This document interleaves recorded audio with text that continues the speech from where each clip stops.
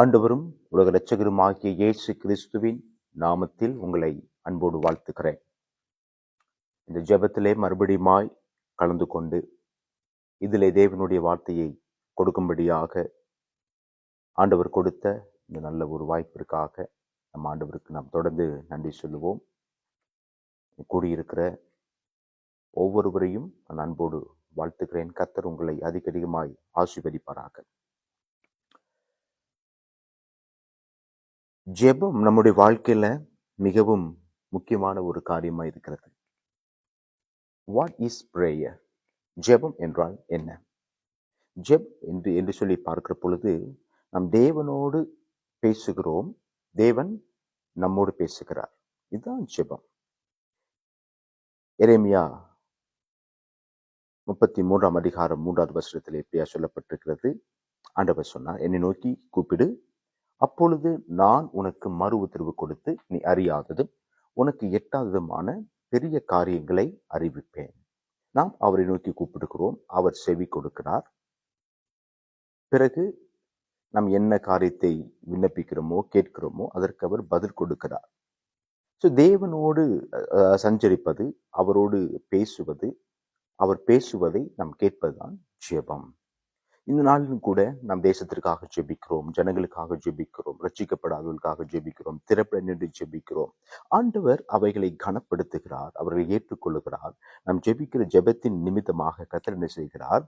அந்த காரியத்துல ஒரு பெரிய ஒரு விடுதலையும் ஒரு ரட்சிப்பையும் அங்கீகாரத்தையும் ஆண்டவர் ஏற்படுத்துகிறார்.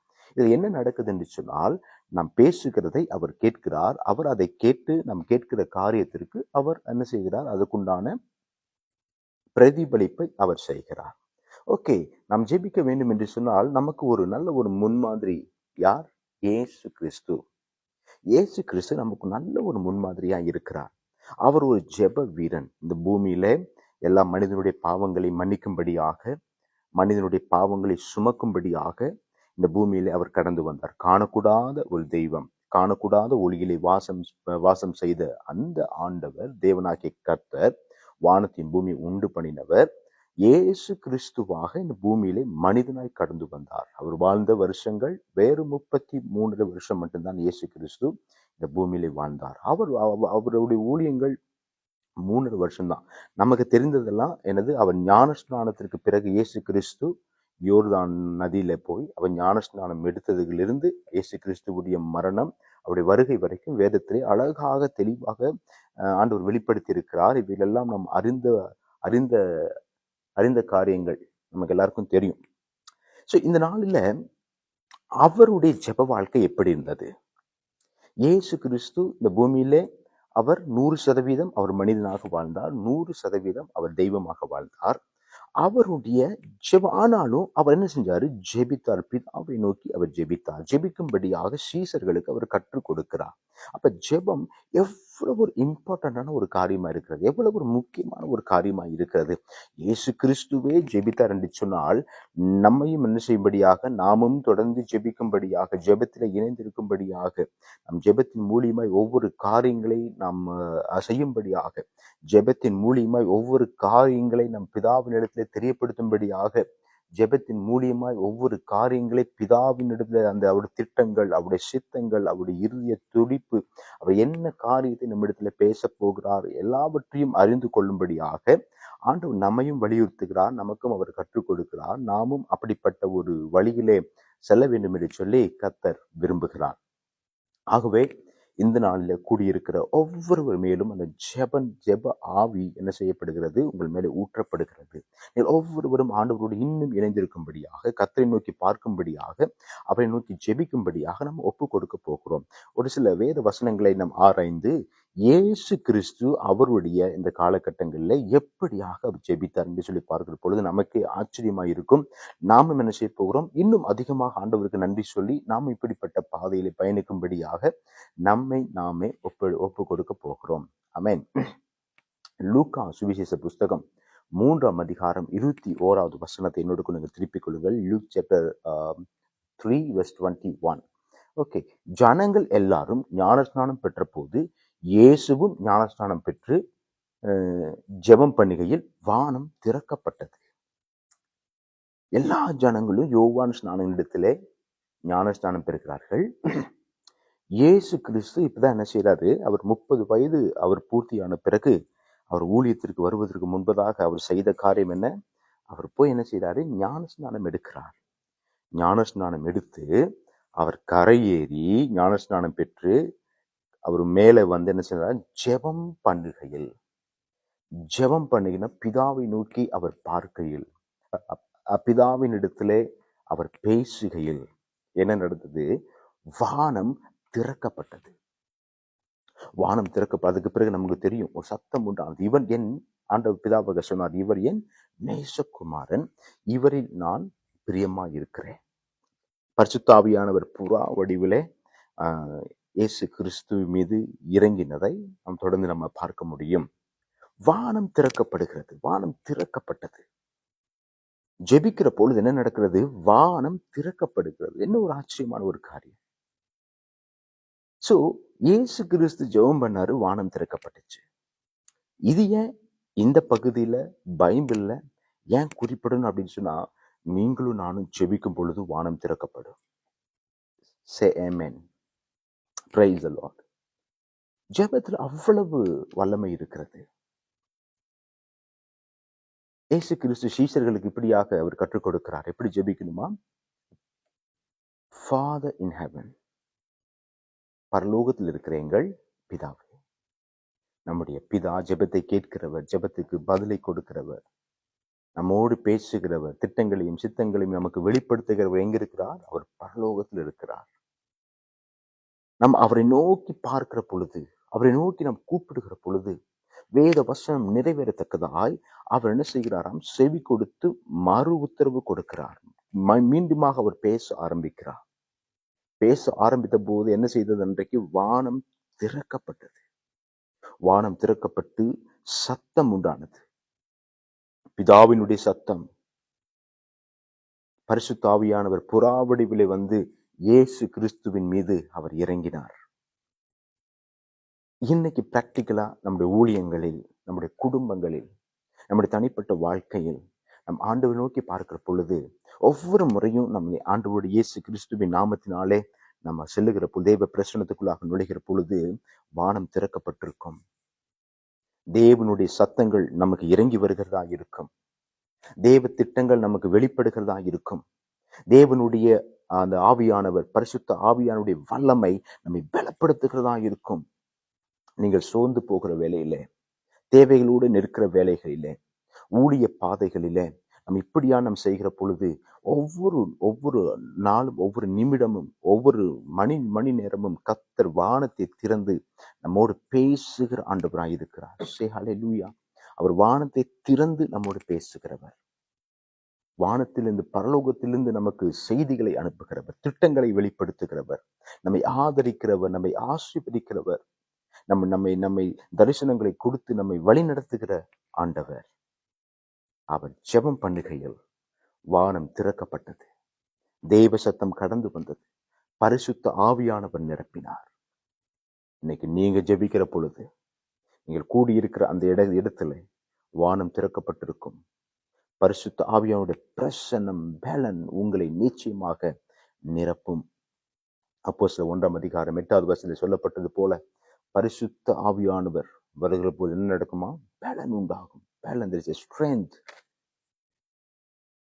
பரிசுத்த ஆவியானவர் வல்லமையை கொடுக்கிறவர், அவர் பலத்தை கொடுக்கிறவர். பலத்தை கொடுக்க போது நம்ம என்ன செய்ய முடியும்? எருசலேமிலும், யூதேயாவிலும், சமரியாவிலும், உலகத்தின் முடிவு பரியந்தம் வரைக்கும் அவருக்கு நாம் சாட்சிகளா இருக்க முடியும்.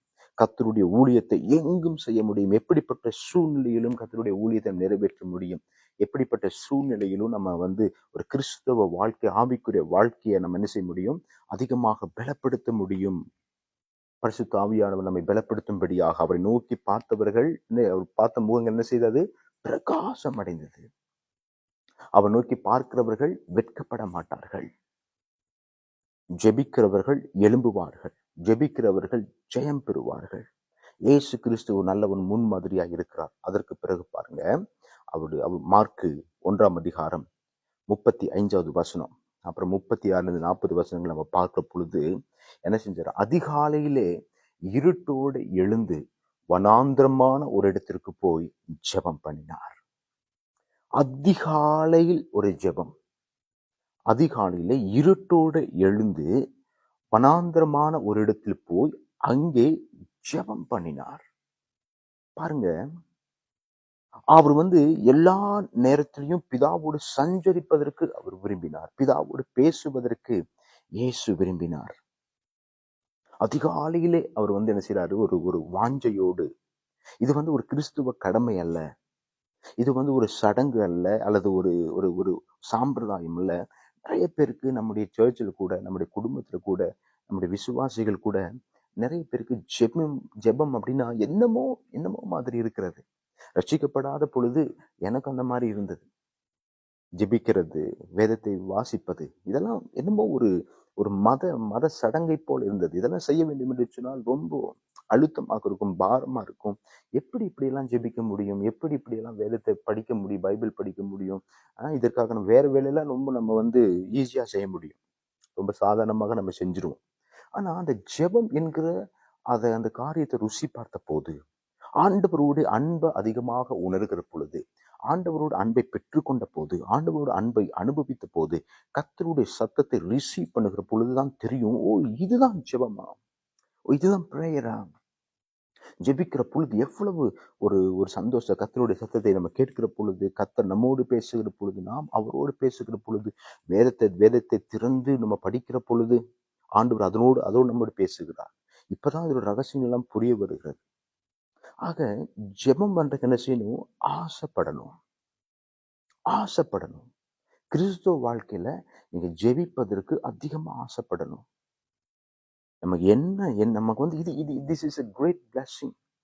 இது ஒரு மிகப்பெரிய ஒரு ஆசீர்வாதமா இருக்கிறது. ஆக இயேசு என்ன செய்றாரு? அதிகாலமே எழுந்து, இருட்டோட எழுந்து, வனாந்திரமான ஒரு இடத்தை அவர் தெரிவு செய்து, அவர் வாழ்ந்த காலகட்டங்களிலே வனாந்திரமான ஒரு இடத்தை அவர் தெரிவு செய்து, அங்கே போய் என்ன பண்ணினாரா? ஜெபம் பண்ணினார். பிதாவினிடத்துல பேசினார். நமக்கு காரியங்களை கற்றுக் கொடுக்கும்படியாக, நம்ம இப்படிப்பட்ட பாதையில் வழிநடக்கும்படியாக ஆண்டவராகிய இயேசு இப்படிப்பட்ட காரியங்களை செய்ய ஜெபம் பண்ணினார். ரொம்ப ரொம்ப இதெல்லாம் நம்ம அதிகமாக கற்றுக்கொள்ளக்கூடிய ஒரு ஒரு பெரிய காரியமா இருக்கிறது. அதிகாலையிலிருந்து நம்ம பிதாவை தேடுகிற பொழுது நம்முடைய வாழ்க்கையில நம்ம ஜீவனை கண்டடைய முடியும், பலத்தை கண்டடைய முடியும், ரகசியங்களை பெற்றுக்கொள்ள முடியும். ஊழிய பாதைகளை, தேவன் வகுக்கிற திட்டங்கள், தேவன் நமக்காக உருவாக்கி வைத்திருக்கிற எல்லா காரியத்தையும் பெற்றுக்கொள்ள முடியும், அனுபவிக்க முடியும். அதை நம்ம செய்கிற பொழுது அதன் மூலியமாய் ஆசீர்வாதத்தையும் நாம் பெற்றுக்கொள்ள முடியும். இதற்கு ஒரு சிறந்த எடுத்துக்காட்டு தான் ஜீசஸ் கிரைஸ்ட். அவர் ஊழியம் கொள்ளும்படி வராமல் ஊழியம் செய்யும்படி வந்தார். நீங்க எல்லாம் ஜெபம் பண்ணுங்கன்னு சொல்லுவதற்காக வரல. அவர் ஜெபித்து காட்டினார். அவர் ஜெபித்தார். இன்னைக்கு அவருடைய அடிச்சுவடுகளை பின்பற்றுகிற ஒரு பிள்ளைகளாக நம்ம ஒப்பு கொடுக்க வேண்டும். குடியிருக்கிறவர்கள், வாலிப பிள்ளைகள், சிறுவர்கள் முதற்கொண்டு அவருடைய அடிச்சுவடுகளை பின்பற்றுகிற பிள்ளைகளாக நம்ம ஒப்பு கொடுக்கிற பொழுது நமக்கும் பிதாவுக்கும் நல்ல ஒரு வெரி குட் ரிலேஷன்ஷிப் நமக்குள்ள கடந்து வரும். ஜெபத்தை பற்றி தானே ஒரு வெளிப்பாடு நான் சொல்லுகிறேன். ஒரு முறை என்னுடைய சபையில இப்படியே நான் ஒரு கேள்வி கேட்டேன். என்ன கேள்வி கேட்டேன்னு சொன்னால், ஏன் நம்ம ஆண்டவர் நம்மை உள்ளங்கைகளில் வரைந்து வைத்திருக்கிறார்? நம்முடைய நடைகளை அறிந்திருக்கிறார், எண்ணங்களை அறிந்திருக்கிறார். நம்முடைய வாயிலிருந்து சொற்கள் பிறவாவதற்கு முன்பதாகவே நம்ம என்ன பேசுகிறோம் என்பதையும் ஆண்டவர் அறிந்திருக்கிறார். தாயின் கருவில எலும்புகள் உருவாவதற்கு முன்பதாகவே நம்மை பேர் சொல்லி அறிந்திருக்கிறார். நான் உன்னை உருவாக்கினேன் என்றார், நான் உன்னை உண்டாக்கினேன் என்று சொல்லி ஆண்டவர் சொன்னாரு. நீ என்னால் மறக்கப்படுவதுன்னு சொல்லி ஆண்டவர் சொல்லுவாரு. நானே காண்கிறது, அவரே காண்கிற தேவனாய் இருக்கிறார். சோ ஏன் நம்ம ஒரு காரியத்தை எல்லாவற்றையும் ஆண்டவர் பராமரிக்கிறார், நம்மை தேர்த்துகிறார், எல்லாம் அன்பு கூறுகிறார், ஆதரிக்கிறார், எல்லாம் செய்யறாரு, ரொம்ப ஓகே. ஆனா நம்ம ஏதாவது கேட்டதான் அவர் செய்யணுமா? ஜெபம் பண்ணாதான் ஒரு காரியத்தை செய்யணுமா? ஜெபம் பண்ணாதான் எனக்கு ஒரு விடுதலை கொடுக்க முடியுமா? ஜெபம் செஞ்சாதான் எனக்கு ஒரு சமாதானத்தை கொடுக்க முடியுமா? ஜெபம் செஞ்சாதான் என் ஊழியத்தை ஆசீர்வதிக்க முடியுமா? ஏன் ஆண்டவர் எனக்கு அவர் தானே பார்க்கிறாரு, நான் கஷ்டப்பட்டுக்கிறத பார்க்கிறாரு தானே, என் ஊழிய பாதையை அவர் பார்க்கிறாரு தானே, நான் என்னுடைய வியாதியை அவர் பார்க்கிறாரு தானே, பார்த்துட்டு என்னுடைய மகன், என்னுடைய மகள் என்று சொல்லி ஒரு ஒரு அற்புதம் செய்யலாமே. ஏன் நம்மளை ஜெபிக்க சொல்றாரு? ஏன் நம்மளை விழித்திருந்து ஜெபிங்கன்னு சொல்றாரு? இடைவிடாமல் ஜெபிங்கன்னு சொல்றாரு? ஏன் வாய் அப்படின்னு பார்க்கும்போது அது ஒரு வெளிப்பாடு இருக்கிறது. சொன்ன பிரகாரமாக பிரேயர் அப்படின்னா என்னது? தேவனோடு பேசுவது, தேவனோடு இடைப்படுவது, தேவன் நம்மோடு பேசுவது. அப்ப நம்ம தேவனோடு பேசுகிறோம் என்று சொன்னால் என்ன நடக்கிறது? தேவன் நம்ம இடத்துல இறங்கி வருகிறார். அவர் எங்கேயோ ஒரு மூலையில அமர்ந்து நம்மோடு பேசுகிறவர் அல்ல, நம்முடைய அருகிலே வந்து நின்று நம்மோடு பேசுகிறவர், நம்மை கரம் பிடித்து நம்மை வழிநடத்துகிற ஆண்டவர். அப்ப நல்லா கவனிங்க, எங்கெல்லாம் ஆண்டவர் இருக்கிறாரோ அங்கெல்லாம் தேவ பிரசனம் இருக்கிறது. தேவ பிரசனம் இருக்கிற இடங்களிலே தேவ சிங்காசனம் இறங்கி வருகிறது. தேவ சிங்காசனம் இறங்கி வருகிற இடங்களிலே தேவ தூதர்களும் சூழ்ந்து கொள்கிறார்கள். பரலோகம் அந்த இடத்தை ஆக்கிரமிக்கிறது. ஆமே. அதான் பைபிள்ல சொல்லப்பட்டிருக்கிற துதியின் மத்தியில் அவர் வாசம் செய்கிறார். எங்கே 2 பேரோ 3 பேரோ அப்படி நாமத்தினாலே கூடுகிற போது அவர் வாசம் செய்கிறார். 120 பேர் அன்னைக்கு மேல் வீட்டு அறையில ஒரு மனமாய் கூடினார்கள். பரிசுத்த ஆவியானவர் வல்லமையாய் இறங்கினார். ஆதி திருச்சபை ஜனங்கள் ஒரு மனமாய் கூடி ஒரு இடத்திலே கூடி அவர் என்ன பண்ணாங்க? ஜெபித்தார்கள். அந்த இடம் அசைக்கப்பட்டது. அப்ப இயேசுவின் நாமத்தினாலே நம்ம கூடுகிற பொழுது என்ன செய்கிறது? அந்த இடத்துல தேவன் அசைவாடுகிற ஆண்டவராக இருக்கிறார். இப்ப நான் ஜெபிக்கிறேன், எனக்கு ஒரு பிரச்சனை, எனக்கு ஒரு வியாதி, எனக்கு ஒரு போராட்டம், எனக்கு பயங்கர கட்டுகள் என்னை சூழ்ந்திருக்கிறது. அதுல இருந்து நான் விடுபடணும். இந்த நேரத்துல ஆண்டவர் என்ன பண்ணி வச்சிருக்கிறார்னா, நமக்கு ஒரு ஃப்ரீ வில் கொடுத்து வச்சிருக்கிறார். அப்படின்னா சுய சித்தம். ஆதாம் ஏவாளுக்கு கொடுத்தார் அல்லவா, அந்த சுய சித்தம். இப்ப நம்ம என்ன செய்ய முடியும்? நாம் அவரை நோக்கி நம்ம போக முடியும். இல்லை அப்படின்னா உலகத்தை நோக்கி நம்ம போக முடியும். ஆண்டவர் நமக்காக அவர் வெயிட் பண்ணி கொண்டே இருக்கிறார். ஏதோ வாசல் படியில் நின்று நான் கதவை தட்டுகிறேன், ஒருவன் என் சத்தத்தை கேட்டு கதவை திறந்தால் என்ன செய்கிறேன்? அவனோடு நான் போஜனம் பண்ணுவேன், அவன் என்னோடு போஜனம் பண்ணுவான்னு சொல்லி ஆண்டவர் சொல்றார். அப்ப கர்த்தர் வெயிட் பண்ணிட்டு இருக்கிறார். அவர் எதுக்கு வெயிட் பண்றேன்னு சொன்னா, என்னை நோக்கி கூப்பிடு, அவரை நோக்கி கூப்பிடுவதற்காக அவர் வெயிட் பண்ணிட்டு இருக்கிறார். ஏன்னா இங்க உலகமாகிய பிசாசும் காத்து கொண்டிருக்கிறான்.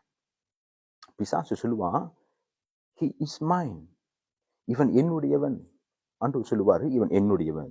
அதை நம்ம தெரிந்து கொள்ள வேண்டியது நமக்கு ஒப்பு கொடுத்திருக்கிறார். நம்மளை ஒரு ரோபோ மாதிரி உருவாக்கல, ரோபோட் மாதிரி உருவாக்கல. நம்மளும் என்ன செய்யணும்? நம்ம சிந்திக்க முடியும், நம்மளும் வழிகளை தெரிந்து கொள்ள முடியும். எந்த வழி நல்ல வழி, நம்ம எது வேணும்? உலகம் வேணுமா, ஆண்டவர் வேணுமா? இந்த உலகம் முடிகிற வரைக்கும் அந்த ஃப்ரீ வில் நமக்கு இருக்கும். உலகம் வேண்டுமா, ஆண்டவர் வேணுமா?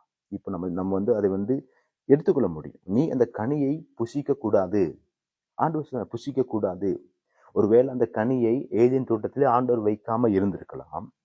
ஆனா ஆண்டவர் அங்க வச்சுட்டு மனுஷனுக்குள்ள ஒரு சுய சித்தத்தை கொடுக்கிறார். ஃப்ரீ வில் ஆண்டவர் கொடுக்கிறார். இந்த கனி என்ன செய்யக்கூடாது? நீ புசிக்க கூடாது. ஆனா என்ன செய்யறாங்க? அவர்கள் மீறி, ஆண்டவருடைய சத்தத்தை மீறி என்ன செய்யறாங்க? அவர்கள் கனியை புசிக்கிறார்கள். So they have right to eat. அதை எடுத்துக்கொள்றாங்க. அதே மாதிரி தான் இன்றைக்கும்.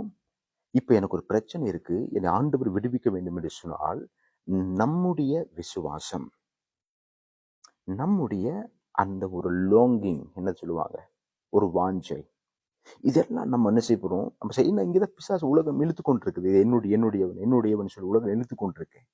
இப்ப இந்த நேரத்துல நம்ம நிக்கணும். ஆண்டவரே சொல்லி அவர் நம்ம ஒரு விஷயம் நம்ம கூப்பிடுகிற பொழுது, இப்ப ஆண்டவர் செய்ய முடியும், பிசாசை டிஃபீட் பண்ணிட்டு அவனை தள்ளிட்டு நம்மை அவர் ஏற்றுக்கொள்ள முடியும். ஏன்னா நம்ம அவரோடு பேச ஆரம்பிச்சுன்னு சொன்னா, அந்த பிரச்சனை என்ன செய்கிறது? இந்த இடத்தை முழுவதும் அது நிரப்புகிறதா இருக்கிறது. தெய்வ பிரச்சனை நெருங்கி வருகும் போது பிசாசுக்கு அந்த இடத்துல இடம் கிடையாது, வியாதிக்கு அந்த இடத்துல இடம் கிடையாது, போராட்டத்துக்கு அந்த இடத்துல இடம் கிடையாது, எதிரான காரியங்களுக்கு அந்த இடத்துல இடம் கிடையாது. That's why ஆண்டவர் நம்மை ஜெபிக்கும்படியாய் கர்த்தர் சொல்லிக் கொண்டே இருக்கிறார். இடைவிடாமல் ஜெபிக்க சொல்லுகிறார். எபேசியன் 6ல நீங்க படிச்சீங்கன்னு சொன்னா, உங்களுக்கு மாம்சத்தோடும் ரத்தத்தோடு மட்டும் போராட்டம் இல்லை, துரைதனங்களோடும் அதிகாரங்களோடும் வானமண்டல பொல்லாத அந்தகார லோகாதிபதிகளோடும் உங்களுக்கு போராட்டங்கள் உண்டு. ஆகையால் தீங்கு நாட்கள் அதை நீங்கள் எதிர்த்து நிற்கும்படியாக சர்வாயுத வர்க்கங்களை தரித்துக் கொள்ளுங்கள். சர்வாயுத வர்க்கங்களை தரித்துக் கொள்ள வேண்டும் என்று சொன்னால், தேவ பிரசன்னத்தை அனுபவிக்கிற பிள்ளைகளாக நாம் செயல்பட வேண்டும். தேவ பிரசன்னத்துக்குள்ளாக இருக்கிற பிள்ளைகளாக செயல்பட வேண்டும். தேவ பிரசன்னம் எப்பொழுது ஒரு மனிதனை ஆளுகை செய்கிறது? ஒரு மனிதன் தேவனுக்குள்ளாக இடைப்படுகிற பொழுது, ஒரு மனிதன் தேவனை வாஞ்சிக்கிற பொழுது, ஒரு மனிதன் தேவ பிரசன்னத்தை எதிர்பார்க்கிற பொழுது, ஒரு மனிதன் ஜெபிக்கிற பொழுது, தேவ பிரசுத்த மனிதனை ஆளுகை செய்கிறதா இருக்கிறது. அதிகாலையிலே இருட்டோடு எழுந்து வனாந்தரத்தை தேடி அங்கே போய் ஏசு ஜெபித்தார். நீங்களும் நானும் அதிகாலையில ஜெபிக்கிற பொழுது தேவ திட்டத்தை என்ன செய்ய முடியும்? நம்ம பெற்றுக்கொள்ள முடியும். Say amen, amen. இன்னொரு காரியம் பாருங்க. இயேசு கிறிஸ்துவுடைய முதலாவது ஊழியம், அவருடைய ஊழியத்தில் அவர் முதலாவது செய்த காரியம் என்ன தெரியுமா? சீசர்களை அவர் தெரிந்து கொண்டார். அப்போஸ்தலர்களை தெரிந்து கொள்ளுகிறார். அவர் தெரிந்து கொள்வதற்கு முன்பதாக என்ன செஞ்சாரு? ஜெபம் பண்ணினார். 40 நாள் உபவாசம் இருந்து ஜெபிச்சாரு. 40 நாள் இரவும் பகலும் உபவாசம் இருந்து அவர் ஜெபித்துக் கொண்டிருந்தார். நம்ம வாசிக்க முடியும். அதற்கு பிறகு சீசர்களை தான் அவர் தெரிந்து கொள்றதுதான் முதலாவது ஊழியம். லூக்கா 6ஆம் அதிகாரம் 12-14 வசனங்களை நம்ம வாசிக்கலாம். அது நம்ம ஒரே ஒரு பகுதியை மட்டும் வாசிக்க போறேன். அந்நாட்களில் அவர் ஜெபம் பண்ணும்படி மலையின் மேல் ஏறி ரா முழுவதும் தேவனை நோக்கி ஜெபித்துக் கொண்டிருந்தார். முன்னாடி பார்த்தோம், அதிகாலையிலே அவர் எழுந்தார். அப்படின்னா கொஞ்ச நேரம், ஏன்னா அவர் 100% அவர் தேவனாய் இருந்தார், 100% அவர் மனிதனாய் இருந்தார். இயேசுவுக்கும் பசித்தது, அவருக்கும் தூக்கம் வந்தது, உறங்கினார். படகில் அவர் உறங்கி கொண்டிருந்தார். சரி, அதிகாலையிலே இருட்டோடு எழுந்தார். அப்படின்னா அதற்கு முன்பதாக என்ன பண்ணிருக்கலாம்? அவர் தூங்கி இருக்கலாம். இப்ப இதுல வாசிக்கிறோம், 12 சீசர்களை தெரிந்து கொள்ளுவதற்கு முன்பதாக பாருங்க, அந்த கிரேட் ரெவலேஷன், இந்த மிகப்பெரிய காரியங்கள் இன்னைக்கு இந்த உலகம் சந்தித்துக் கொண்டிருக்கிறது. இந்த இடத்துல தேவன் நாமம் அதிகமாய் வெளிப்பட்டு கொண்டிருக்கிறது. தேவனுடைய மகிமை அதிகமாய் வெளிப்படுது என்று சொன்னால் என்னென்ன காரியத்தை எவ்வளவு மிக ஜாக்கிரதையோடு நம்முடைய ஆண்டவராகிய இயேசு கிறிஸ்து நிறைவேற்றி சென்றார் என்பதை நம்ம பார்க்க முடியும். 12 சீசர்களை அவர் தெரிந்து கொள்வதற்கு முன்பதாக என்ன பண்ணாராம்? மலையின் மேல் ஜெபம் பண்ணும்படி ஒரு மலையின் மேல் ஏறி ரா முழுவதும், அப்படின்னா ஃபுல் நைட், ரா முழுவதும் தேவனை நோக்கி அவர் ஜெபம் பண்ணி கொண்டிருந்தார். இவர் மட்டும் பேசிக் கொண்டிருக்கல. ஜெபனானது the two-way communication. நம்ம பேசுறோம், அவர் பேசுறார், நம்ம பேசுறோம், அவர் பேசுறார். அப்ப ரா முழுவதும் இரவு முழுவதும் ஜெபம் பண்ணி கொண்டிருக்கிறார்.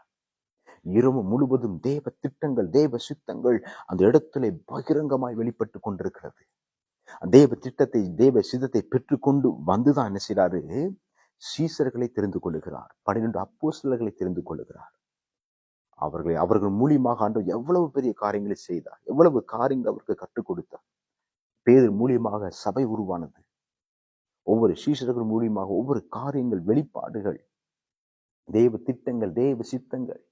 இன்றைக்கு வரைக்கும் வேதத்துல அவர்களை பத்தி பேசி கொண்டிருக்கிறோம். இன்னைக்கு வரைக்கும் அவர்களுடைய காரியங்களை ஆண்டவர் வெளிப்படுத்தி கொண்டிருக்கிறான்னு சொன்னா, இது பரலோகத்திலிருந்து வந்த ஒரு திட்டமா இருக்கிறது. ஆமென். இன்னைக்கு நம்ம ஊழியத்துல, உங்களுடைய ஊழியங்களில், குடும்ப வாழ்க்கையில், தனிப்பட்ட வாழ்க்கையில் நம்ம என்ன செய்யணும்? தேவனோடு சஞ்சரிக்கிற பொழுது ஒரு காரியத்தை செய்வதற்கு முன்பதாக நம் தேவனிடத்திலிருந்து ஆலோசனைகளை பெற்றுக்கொண்டு, தேவனுடைய வழிநடத்துதலை பெற்றுக்கொண்டு, தேவனுடைய திட்டங்களை பெற்றுக்கொண்டு, தேவன் காட்டுகிற அந்த வழியை நாம் அறிந்து கொண்டு ஒரு காரியத்தை செயல்படுத்துவோம் என்று சொன்னால் அதுல 100% வெற்றியை நாம் காண்போம், 100% அறுவடையை நாம் காண்போம். ஆமென். இரவு முழுவதும் ஜெபிச்சு கொண்டிருந்தார். இரவு முழுவதும், ரா முழுவதும் தேவனை நோக்கி அவர் ஜெபித்து கொண்டிருந்தார். அதற்கு பிறகுதான் சரியான ஜனங்களை ஆண்டவர் தெரிவு செய்கிறார், செலக்ட் பண்ணுகிறார். அவர்கள் மேல் வைத்த தேவ திட்டம், அவர்கள் மேல் வைத்த தேவ தரிசனம், எல்லாவற்றையும் அவர்கள் மூலியமாக ஆண்டவர் வெளிப்படுத்துகிறார். அதற்கு முன்பதாக அவர் செஞ்ச காரியம் என்ன தெரியுமா? ரா முழுவதும் ஜெபித்தார். இந்த ஜெபத்தை எழுந்திருக்கிற my dear friends, dear brother and sister, you must be a prayer warrior. நீங்க ஒரு ஜெபிக்கிறவர்களாக மாறணும். நீங்க மட்டும் ஜெபம் பண்ணி கொண்டு இருக்க கூடாது, நம்ம மட்டும் பேசிட்டே இருக்கக்கூடாது. தேவன் பேசுகிற காரியத்தை அதிகமாக பெற்றுக்கொள்ளுகிற ஒரு ரிசீவரா இருக்கணும். காரியங்கள் வெளிப்படும். கர்த்தர் நம்மை உயர்த்துவார், கர்த்தர் நம்மை ஆசீர்வதிப்பார். இப்பொழுது இயேசு கிறிஸ்துவுடைய ஊழியத்துல எங்கெல்லாம் போகிறாரோ அங்கெல்லாம் அற்புதங்கள், அடையாளங்கள். குருடர்கள் பார்க்கிறார்கள், செவிடர்கள் கேட்கிறார்கள், முடவர்கள் நடக்கிறார்கள், மரித்தவர்கள் உயிரோடு எழும்புகிறார்கள், தண்ணீர் திராட்சரசமாய் மாறுகிறது. 2 மீன் 5 அப்பத்தை வைத்து 4000 பேர் 5000 பேர் சாப்பிடுறாங்க. மத்தேயு 15 அதிகாரம் 36 39 படிக்கிறோம் பார்க்கும் பொழுது, முதலாவது 4000 பேர் போஷிக்கப்படுறாங்க. சாப்பாடு இல்லை. அப்பொழுது அந்த 7 அப்பங்களையும் அந்த மீன்களையும் எடுத்து ஸ்தோத்திரம் பண்ணி பிட்டு தம்முடைய சீசர்களிடத்தில் கொடுத்தார். ஸ்தோத்திரம் பண்ணி எடுத்து அதை ஸ்தோத்திரம் பண்ணி பிட்டு சீசர்களிடத்தை கொடுத்தார். சீசர்கள் ஜனங்களுக்கு பரிமாறினார்கள். 4000 பேர் சாப்பிட்டாங்க. இன்னொரு இடத்துல மத்தேயு 14 அதிகாரம், அதுக்கு முன்னாடி 15 23 வரைக்கும் நம்ம எல்லாருக்கும் தெரியும். அவர் அந்த 2 மீன்களையும் 5 அப்பத்தையும் எடுத்து வானத்தை பார்த்து ஆசீர்வதித்து அப்பங்களை பிட்டு சீசர்களிடத்திலே கொடுத்தார். சீசர்கள் ஜனங்களுக்கு கொடுத்தார்கள். 5000 பேர் சாப்பிட்டாங்க. சாப்பிட்டு 12 கூட மீதம் எடுக்கிறார்கள். நல்லா கவனிங்க. இந்த பிரேயர்ல என்ன இருக்குது? பிரேயர்ல ஒரு அற்புதம் நடைபெறும். வானத்தை பார்த்து அதை ஸ்தோத்திரம் பண்ணி பிட்டு கொடுக்கிறார். அதுக்கு முன்னாடி பார்க்கிறோம். அதே மாதிரி என்ன செய்யறாரு? எடுத்து ஸ்தோத்திரம் பண்ணி அதை பிட்டு கொடுக்கிறார், ஜெபிக்கிறார். அப்ப அதை ஸ்தோத்திரம் பண்ணும் பொழுது அல்லது ஜெபிக்கும் பொழுது ஆசீர்வதிக்கும் பொழுது என்ன செய்கிறது? அது ஒரு பெருக்கம் கடந்து வருகிறது. இன்னைக்கு நம்முடைய வாழ்க்கையில குறைவுகளா? எந்தெந்த காரியங்கள்ல நம்ம குறைவுகளை எதிர்நோக்குகிறோம்? எந்தெந்த காரியங்களை எதிர்நோக்குகிறோம்? என்ன செய்ய போறோம்? அன்னைக்கு ஜீசஸ் என்ன பண்ணார்? குறைவுதான். There's no food. only 2 மீன் 5 அப்பம். ஆனா ஜனங்கள் பார்த்தா 5000 புருஷர்கள் மட்டும்தான் இருக்காங்க. குழந்தைகள், பெண்கள்லாம் சேர்த்து எத்தனை பேரும் தெரியல. இருந்தது எவ்வளவு? 2 மீன் 5 அப்பம். மேல இருந்தது 7 மீன்கள். இந்த 7 அப்பங்கள், மீன்கள். 4000 பேர் இருக்காங்க. என்ன நடக்கும்? என்ன பண்ண முடியும்? இன்னைக்கு நம்ம ஊழியங்கள் எவ்வளவு தேவைகள், குடும்ப வாழ்க்கையில எவ்வளவு தேவைகள், எவ்வளவு குறைவுகள். இந்த குறைவுகள் நிமித்தமாக எவ்வளவு நம்ம ஒரு சில நேரத்தில் கஷ்டத்துக்குள்ள கூட நம்ம கடந்து செல்றோம். நான் சொல்றேன், அவர் குறைவுகளை அவரால் நிறைவாக்க முடியும். அவர் நோக்கி பார்க்கிற பொழுது அவர் சொன்னாரு, என்னை நோக்கி கூப்பிடு. Just you call to me. நான் என்ன செய்யறேன்? உனக்கு நீ அறியாததும் எட்டாததுமான பெரிய காரியங்களை செய்கிறேன். உன்னை நான் ஆசீர்வதிக்கிறேன். நம்ம கொஞ்சம் என்ன இருக்கும், நம்ம இருக்கிற பலத்தை வைத்து நம்ம கர்த்தரை நோக்கி பார்க்க ரொம்ப கஷ்டம் இல்லையே? அவரை நோக்கி நம்ம பார்க்கும் பொழுது இன்னைக்கு என்னென்ன குறைவுகள் இருக்கிறது, ஆண்டவரை நிறைவாய் மாற்றுகிற தெய்வமாய் இருக்கிறார்.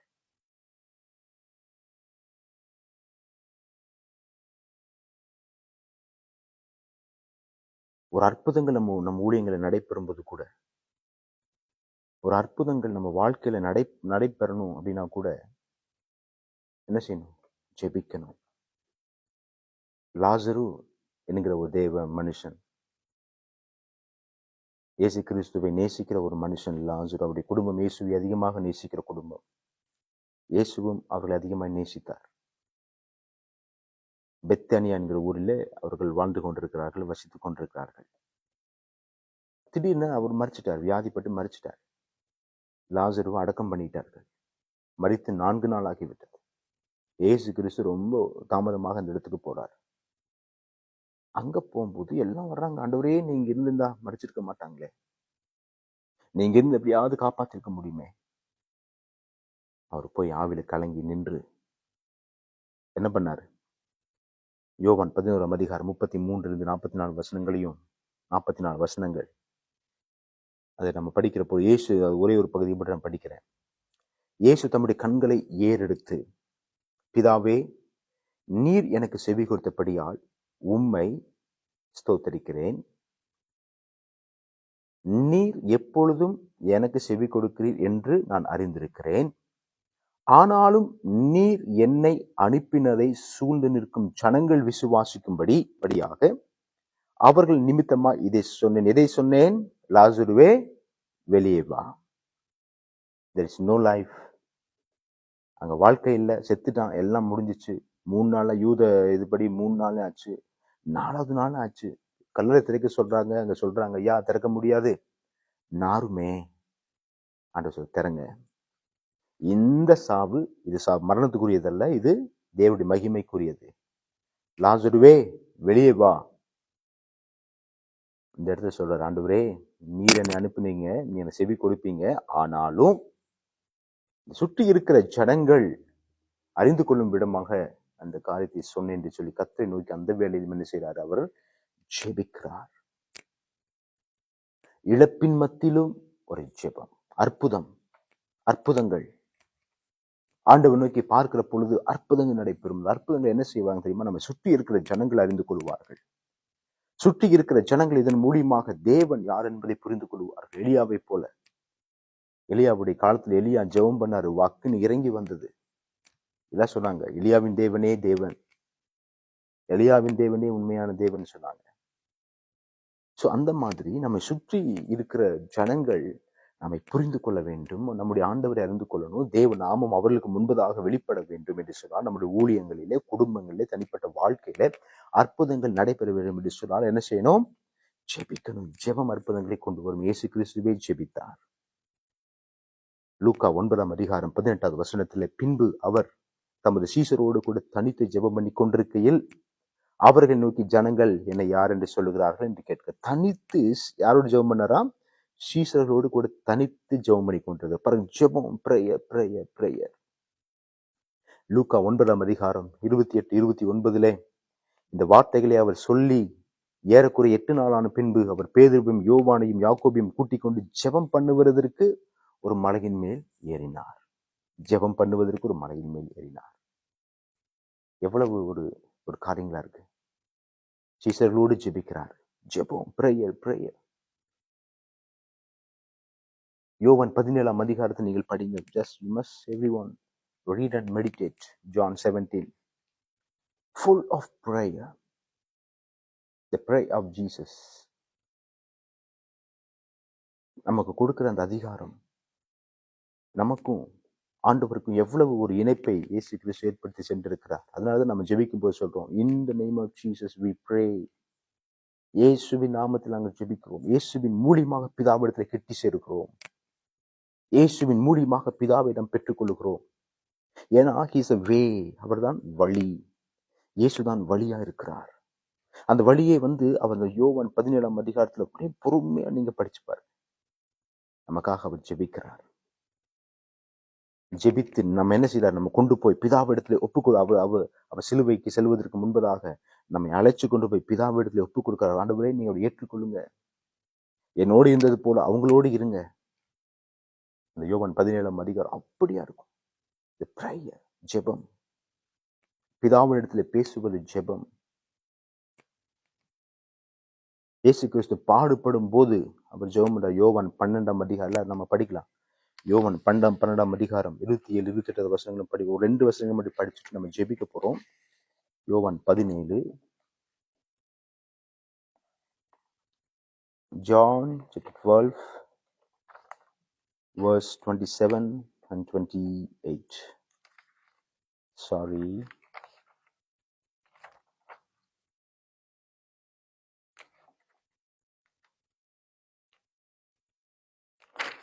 ஓகே, 27 and 28 நான் வாசிக்கிறேன்.